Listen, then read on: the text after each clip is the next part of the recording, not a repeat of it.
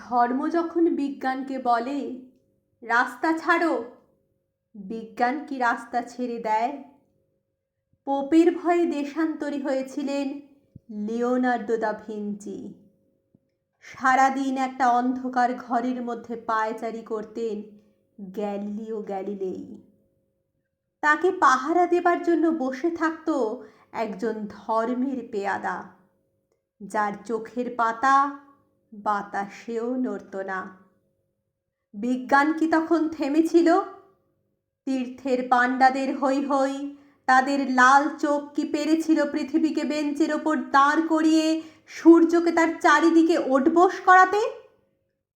ধর্ম যতদিন দুঃখী মানুষকে বেঁচে থাকার সাহস দেয়, ততদিন রাস্তা নিয়ে কারো সঙ্গে তার ঝগড়া থাকে না।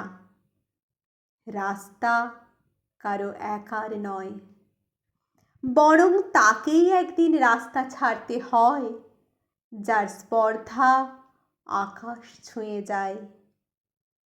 বিজ্ঞান যখন প্রেমের গান ভুলে ভাড়াটে জল্লাদের পোশাক গায়ে চাপায়, আর রাজনীতির বাদশারা পয়সা দিয়ে তার ইজ্জত কিনে নেয়, আর তার গলা থেকেও ধর্মের ষাঁড়ের মতোই কর্কশ আদেশ শোনা যায়, রাস্তা ছাড়ো নইলে।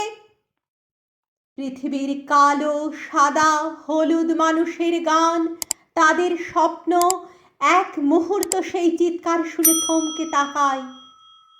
তারপর যার যেদিকে রাস্তা সেদিকে মুখ করেই তার সামনে আরো সামনের দিকে এগিয়ে যায়।